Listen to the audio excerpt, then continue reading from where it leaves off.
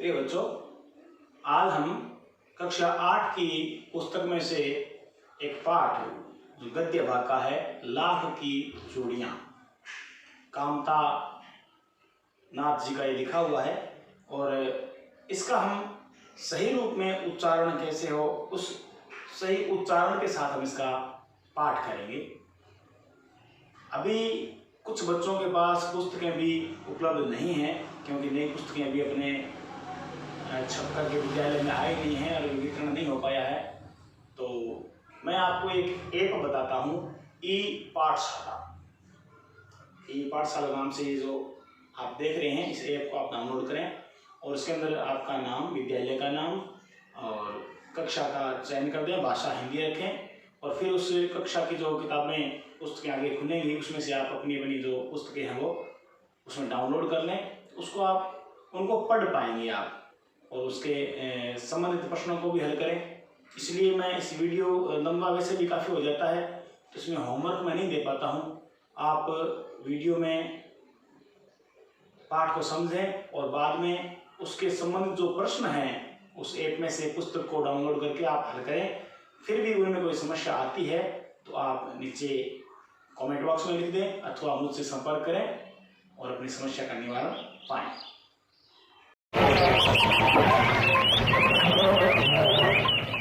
सारे गांव में बदलू मुझे सबसे अच्छा आदमी लगता था क्योंकि वो मुझे सुंदर सुंदर लाख की गोलियां बनाकर देता था। मुझे अपने मामा के गांव जाने का सबसे बड़ा चाव यही था कि जब मैं वहां से लौटता था तो मेरे पास ढेर सारी गोलियां होती, रंग बिरंगी गोलियां जो किसी भी बच्चे का मन मोह लें। वैसे तो मेरे मामा के गांव का होने के कारण मुझे बदलू को बदलू मामा कहना चाहिए था, परंतु मैं उसे बदलू मामा न कहकर बदलू काका कहा करता था, जैसा कि गांव के सभी बच्चे उसे कहा करते थे। बदलू का मकान कुछ ऊंचे पर बना था। मकान के सामने बड़ा सा सहन था जिसमें एक पुराना नीम का वृक्ष लगा था। उसी के नीचे बैठकर बदलू अपना काम किया करता था।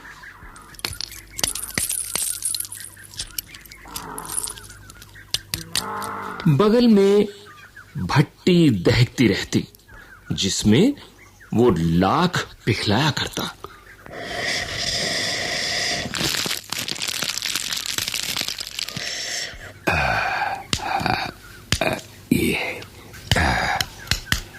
सामने एक लकड़ी की चौखट पड़ी रहती जिस पर लाख के मुलायम होने पर वो उसे सलाख के समान पतला करके चूड़ी का आकार देता।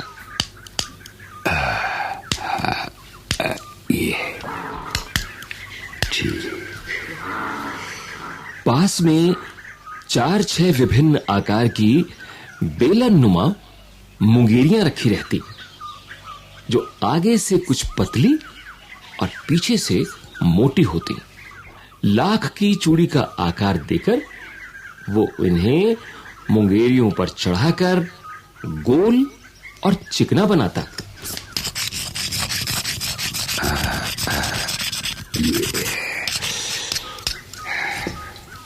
और तब एक एक कर पूरे हाथ की चूड़ियां बना चुकने के पश्चात वो उन पर रंग करता।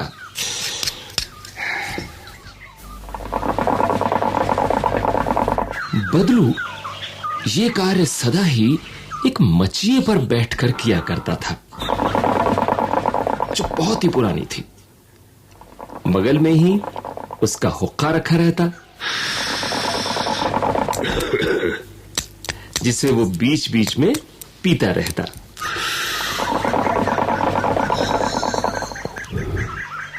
गांव में मेरा दोपहर का समय अधिकतर बदलू के पास बीतता।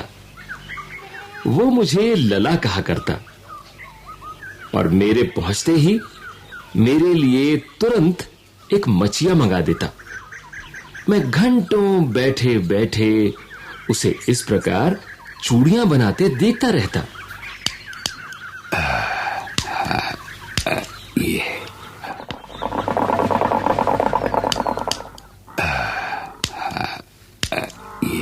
लगभग रोज ही वो 4-6 जोड़े चूड़ियां बनाता। पूरा जोड़ा बना लेने पर वो उसे बेलन पर चढ़ाकर कुछ क्षण चुपचाप देखता रहता, मानो वो बेलन ना होकर किसी नववधू की कलाई हो।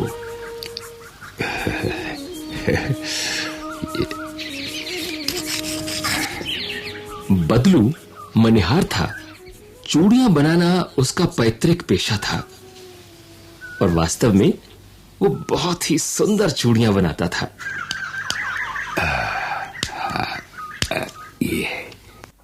उसकी बनाई हुई चूड़ियों की खपत भी बहुत थी।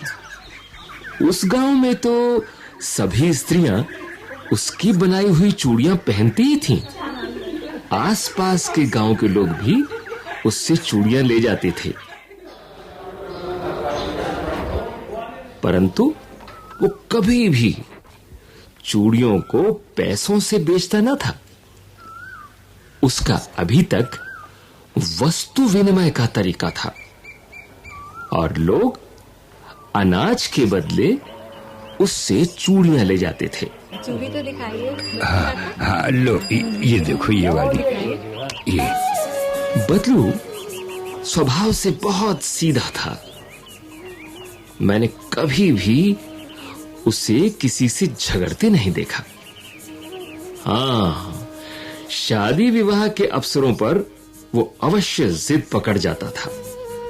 जीवन भर चाहे कोई उससे मुफ्त चूड़ियां ले जाए, परंतु विवाह के अवसर पर वो सारी कसर निकाल लेता था।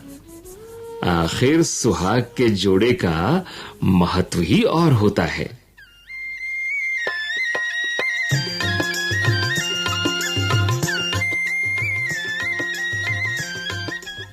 मुझे याद है, मेरे मामा के यहां किसी लड़की के विवाह पर जरा सी किसी बात पर बिगड़ गया था और फिर उसको मनाने में लोहे लग गए थे।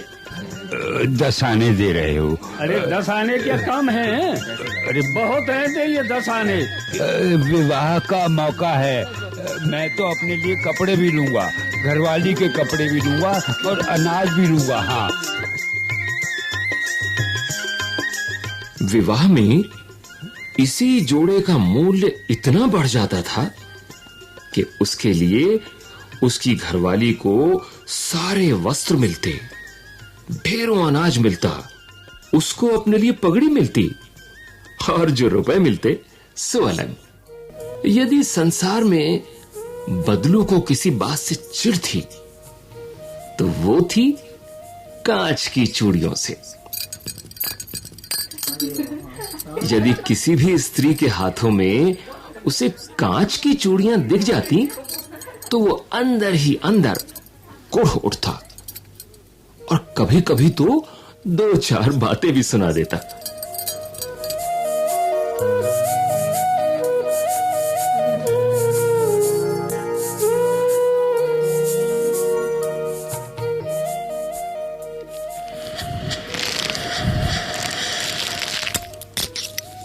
मुझसे तो वो घंटों बातें किया करता। कभी मेरी पढ़ाई के बारे में पूछता, कभी मेरे घर के बारे में और कभी यूं ही शहर के जीवन के बारे में। मैं उससे कहता कि शहर में सब कांच की चूड़ियां पहनते हैं, तो वो उत्तर देता,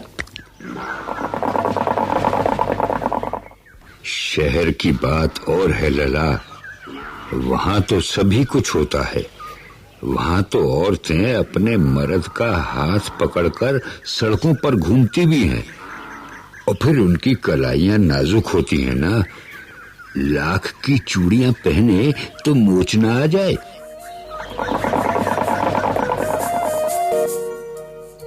कभी-कभी बदलू मेरी अच्छी खासी खातिर भी करता। जिन दिनों उसकी गाय के दूध होता, वो सदा मेरे लिए मलाई बचा कर रखता। और आम की फसल में तो मैं रोज ही उसके यहां से 2-4 आम खा आता। परंतु इन सब बातों के अतिरिक्त जिस कारण वो मुझे अच्छा लगता, वो ये था कि लगभग रोज ही वो मेरे लिए 1-2 गोलियां बना देता। मैं बहुधा हर गर्मी की छुट्टी में अपने मामा के यहां चला जाता और 1-8 महीने वहां रहकर स्कूल खुलने के समय तक वापस आ जाता। परंतु 2-3 बार ही मैं अपने मामा के यहां गया होऊंगा। तभी मेरे पिता की एक दूर के शहर में बदली हो गई।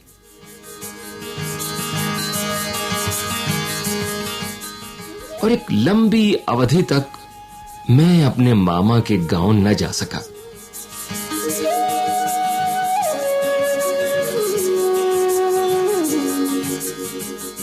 तब लगभग 8-10 वर्षों के बाद जब मैं वहां गया तो इतना बड़ा हो चुका था कि लाख की गोलियों में मेरी रुचि नहीं रह गई थी।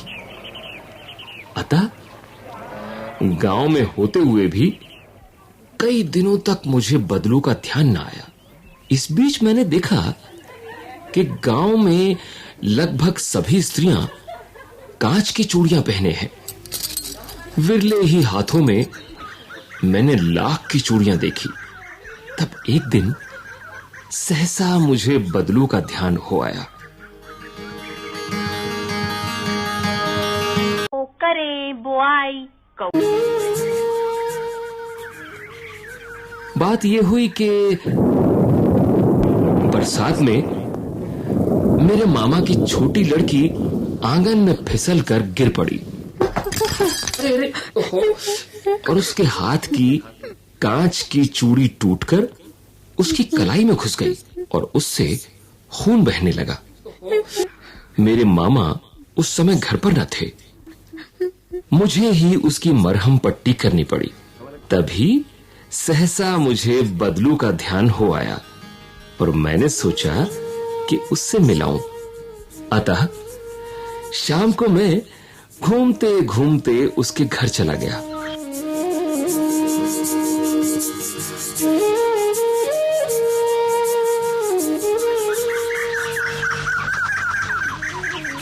बदलू वहीं चबूतरे पर नीम के नीचे एक खाट पर लेटा था।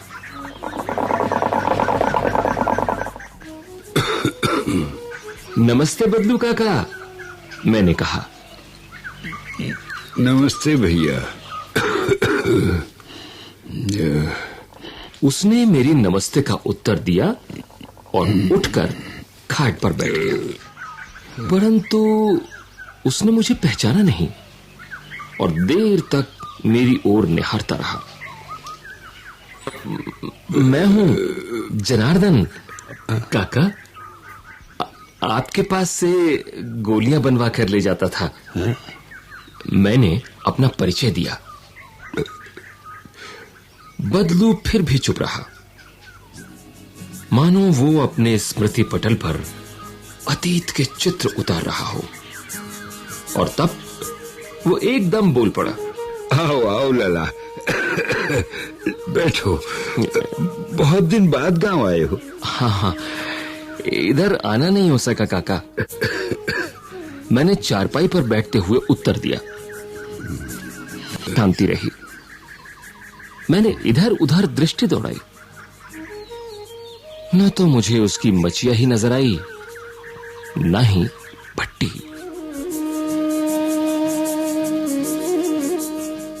आजकल काम नहीं करते काका? मैंने पूछा। नहीं लला, काम तो कई साल से बंद है। अच्छा?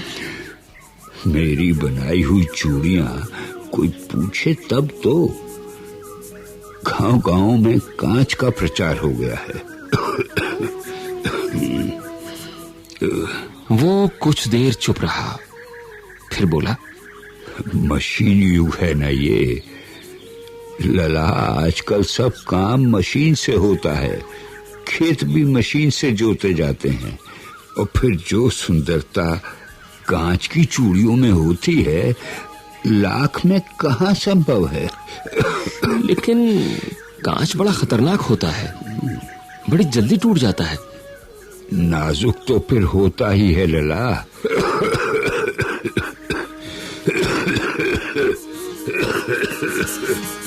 कहते कहते उसे खांसी आ गई और वो देर तक खांसता रहा।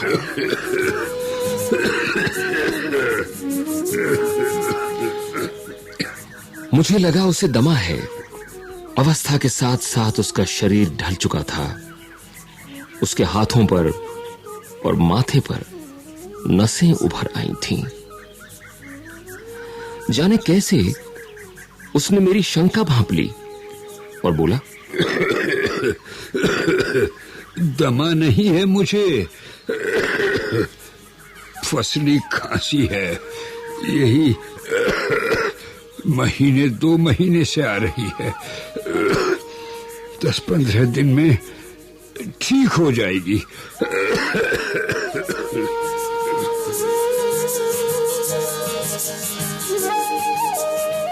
मैं चुप रहा। मुझे लगा उसके अंदर कोई बहुत बड़ी व्यथा छिपी है। मैं देर तक सोचता रहा कि इस मशीन युग ने कितने हाथ काट दिए हैं।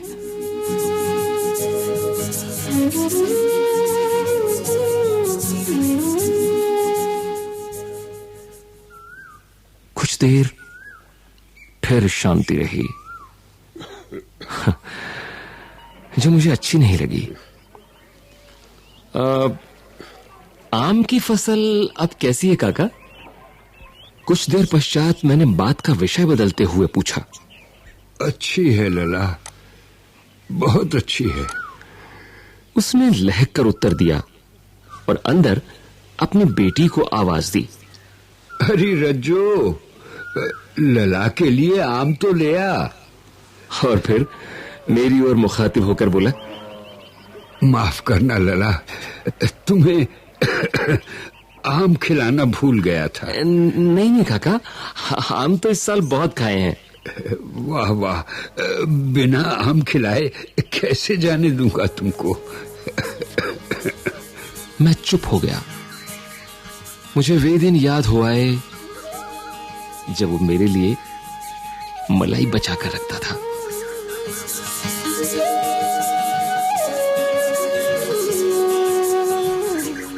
अब गाय तो अच्छी है ना काका? मैंने पूछा। गाय कहाँ है लला, 2 साल हुए बेच दी, कहाँ से खिलाता। इतने में रज्जो, उसकी बेटी, अंदर से एक डलिया में ढेर से आम ले आई। ये लीजिए। अरे ये तो बहुत है काका, इतने कहाँ खा पाऊंगा। वाह वाह, वो हंस पड़ा। शहरी ठहरे ना। अरे मैं तुम्हारी उम्र का था तो इसके 4 गुने आम एक बखत में खा जाता था। अरे आप लोगों की बात और है, मैंने उत्तर दिया।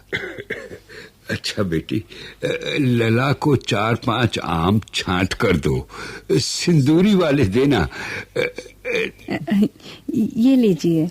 देखो लला कैसे हैं, इसी साल ये पेड़ तैयार हुआ है।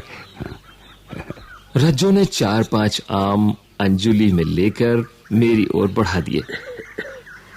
आम लेने के लिए मैंने हाथ बढ़ाया तो मेरी निगाह एक क्षण के लिए उसके हाथों पर ठिठक गई। गोरी गोरी कलाइयों पर लाख की चूड़ियां बहुत ही फब रही थी। बदलू ने मेरी दृष्टि देख ली और बोल पड़ा, यही आखिरी जोड़ा बनाया था जमींदार साहब की बेटी के विवाह पर। 10 आने पैसे मुझको दे रहे थे, मैंने जोड़ा नहीं दिया, कहा शहर से ले आओ। मैंने आम ले लिए खाकर थोड़ी देर पश्चात चला आया। मुझे प्रसन्नता हुई कि बदलू ने हार कर भी हार नहीं मानी थी।